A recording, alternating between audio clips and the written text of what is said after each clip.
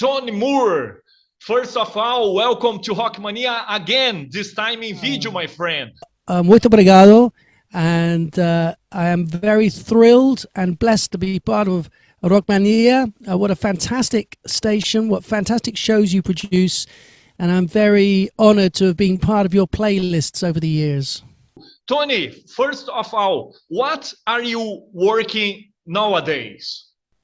So I have one major music project that I'm working on. I write all the time. I'm always creating music because it's hard to stop. But my major project is a concept album. It's called Awake, and it was written kind of the beginning of 2021. It's 17 tracks long, and it has little flavors maybe of Pink Floyd, of Genesis, of maybe Alice Cooper, and mid-70s Elton John, and his kind of gold jackets.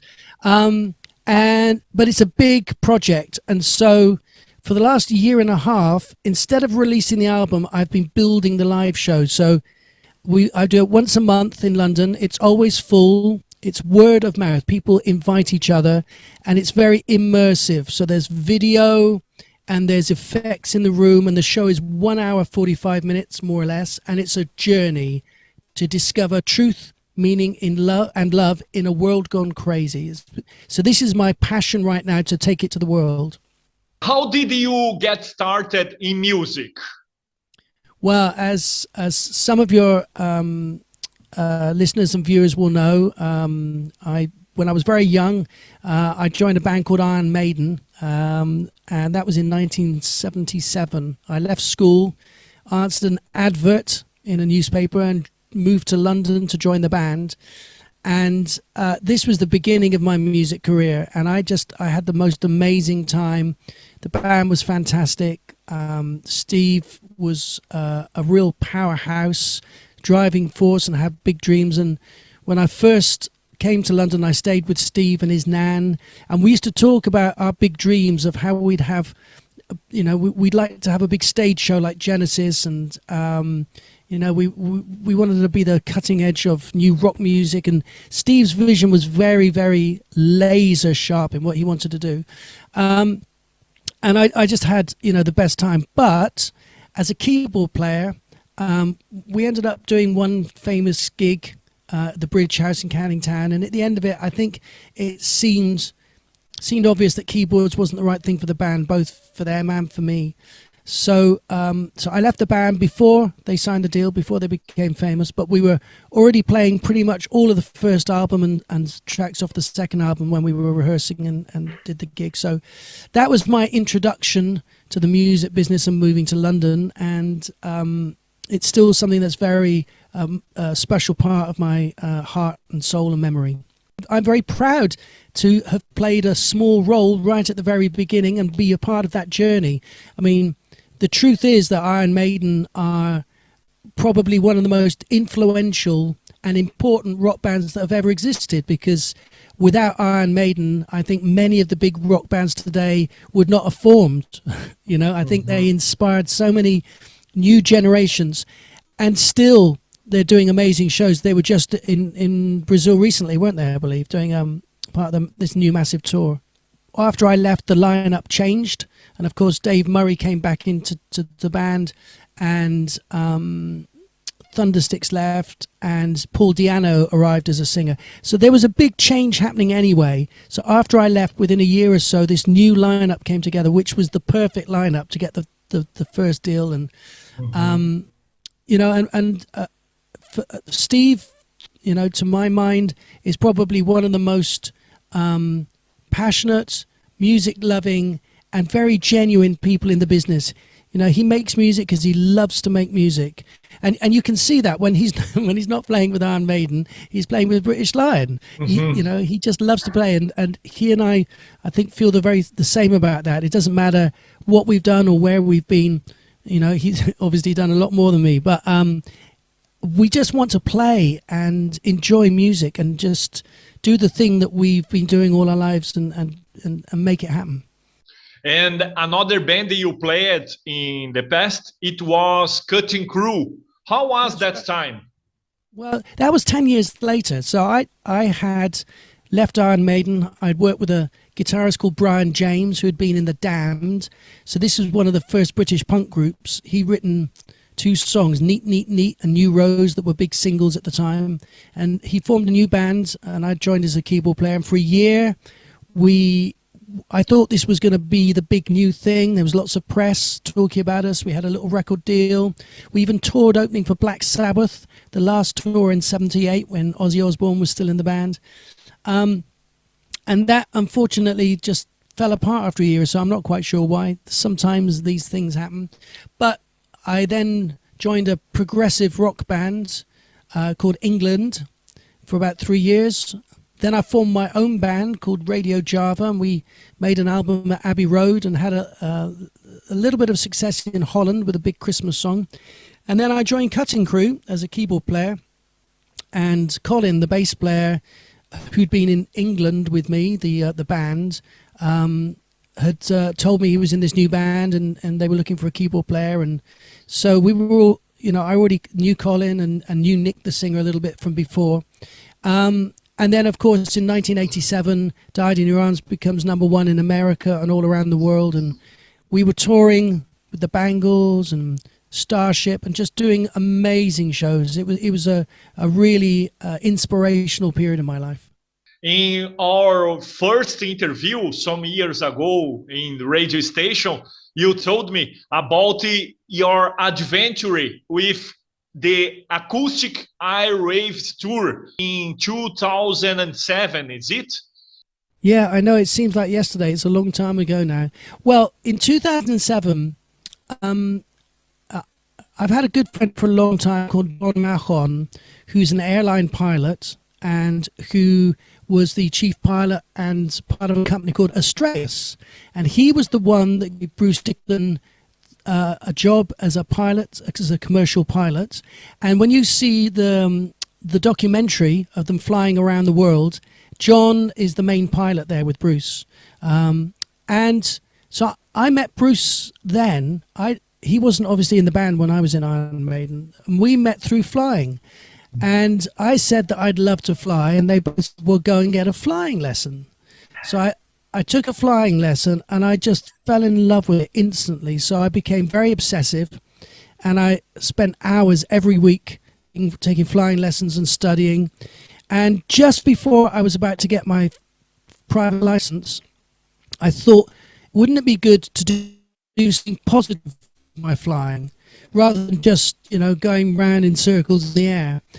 So one of the charities I support is Teenage Cancer Trust, which helps young teenagers by creating spaces in hospital where they can have playstations and feel like a teenager, even though they're going through cancer treatment.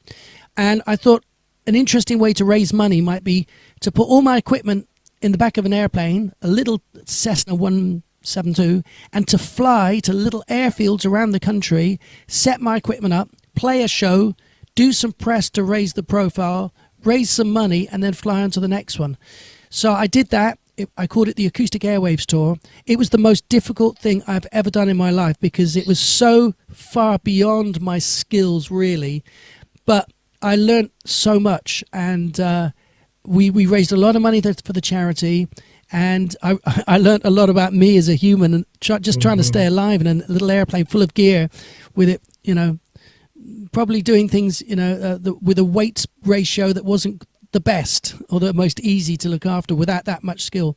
But I'm still here to tell the story, so that's the most important thing. How do you create a song? Does the lyric come first or the melody?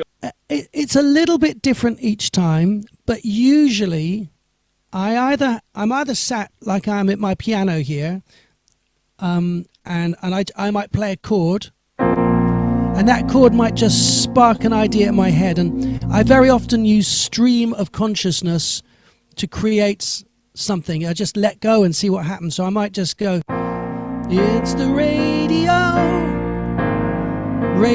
rock mania here in Brazil. It's the radio, rock radio, with someone whose birthday it is still. You know, I just might. I love it. So, and then sometimes I have a message. There's something in my head that I want to say.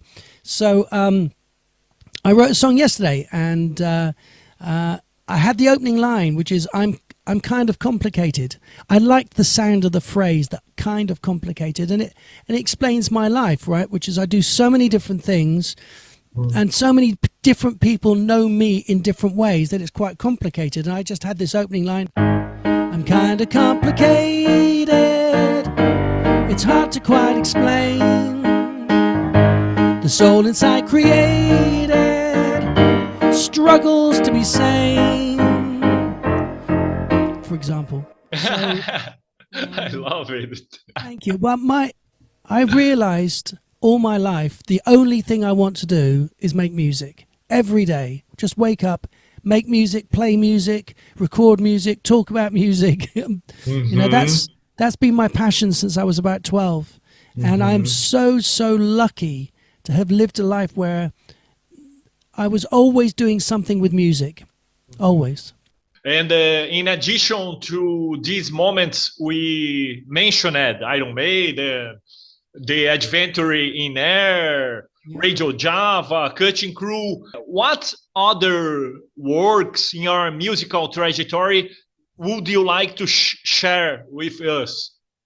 Well, there's an amazing artist called ILO, which is ILO, that I've been working with over the last 8 or 9 years, who's an incredible singer. And she's my best friend, and we've worked together writing. And before the pandemic, we were touring little acoustic tours around America quite a lot. So she's a really important part of my musical life, and people can find out more. I think if you, on Facebook, she's ILO-artist. But I can send you some links later for people if they want to find out more about her. But she has an incredible voice. And I'm also working on some film music. I'm at the moment just waiting for fingers crossed to hear if I get the chance to score a movie, which would be my first movie to score next year. And like I said, the big project right now is Awake. Already I play twice a month in London, but next year the plan is to take it to Europe. I've got some promoters coming to see the show next month, and it's a real experience. You know, I hope one day that I can bring it to Brazil, because it's really a moving experience for me and for the people who come. It's quite different. It's not like just a gig. It's a very, you know, it's a journey that we all take together. If you could be part of any band in the history of music, which band would be and why? Oh, do you know that there are... Imaginary world. Yes, there are a few different bands that I would have liked to have been in. I think the first one is I would love to have been in the Beatles. You know, for me, that was the beginning of everything. My mum used to play the Beatles music to me, and you know, if I very often just for fun, or in some of my shows, I'll play some Beatles songs. When I find myself in times of trouble, Mother Mary comes to me, speaking words of wisdom. Let it be. So I would love to have been in the Beatles, but I would also love to have been in Genesis. You know, when I was quite young, I went to see them in 72, 73, and they changed my understanding of what music could be live. They were so original and so different. And I used to learn the keyboard parts, not properly. I used to think I knew them. But I also used to have this odd thing that maybe I'd turn up one day and they'd say, "Oh, Tony Banks is not very well. Can anyone play the piano?" That's me. I could do. I couldn't, obviously, but that's my dream. And I think the one artist that I would really love to have worked with would have been Bowie. I saw the Ziggy Stardust tour in 73, and that really made me want to be on stage and be a performer. And I've just seen the documentary Moon Age Daydream, which is just mind-blowing. It's incredible. So probably the Beatles, Genesis, and Bowie. I'd love to have been in any one of those three bands. Fantastic.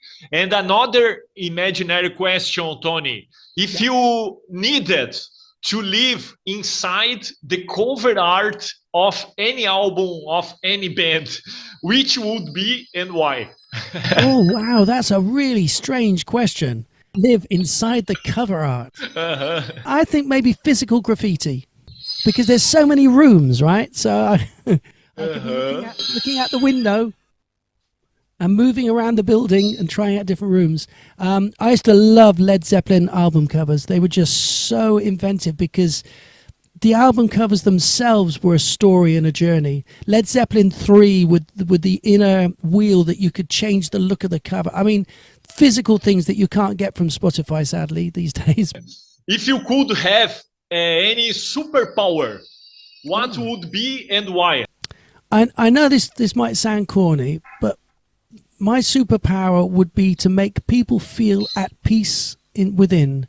There is so much turmoil and there's so much stress and there's so much anxiety in this world because it's fast, it's divided, it's fragmented. If I could just wave my hand and just send a little peace into someone's heart, not peace in the general term, because although we want peace in the world, that's a big struggle, really, because it's much better to put peace in individual hearts, and then one by one maybe we just become a little bit more tolerant and loving. I know it's corny in like the 60s, but that's also the message in much of my music. I want to make people feel at peace and feel comfortable with themselves and feel loved. How did you pass across these pandemic times? Well, like for everybody, it was unprecedented and completely unpredictable and very weird. But two very good things happened in that time for me. First of all, my mum, who sadly died 2 months ago, but was getting progressively less capable at the beginning of the lockdown, had very bad dementia, just started over a couple of weeks. So I moved into her house to look after her and became her carer. And that gave me 2 years now, 2.5 years, to be with her every night and to tell her how much I love her and how she's the best mum in the world and how beautiful she is every night. And that I don't think I could have done if the world hadn't locked down. I know it's weird, but I had nowhere to go. There was nothing else to do. So I was able to give her that time and that love. And secondly, I'm currently in the shed in her back garden. Now, I know it might not seem like that. This is not a real piano. It's just a photograph. And that's not a real cheetah. That's just a bit of green screen. And I'm not in a room. I'm just in a shed surrounded by a lot of keyboards. In fact, I did a live stream show like this every single night for 110 nights for 2 hours. And I'd sit and we'd talk to people and we build a community around the world, because life without purpose is meaningless. And I found that at 8 o'clock every night I had a purpose, which was to create music and talk to people and play requests. And that was the genesis, the beginning of my Awake album and project that came from those times. So for me, in a weird way, they were very creative and loving times for me, but they were very weird and tragic times at the same time. So I have a duality about how I feel about it. Part of it, I'm very blessed that I had that time, and part of it, I feel very upset and angry that there was so much suffering and so much tragedy. For 2023, what are your plans for the future?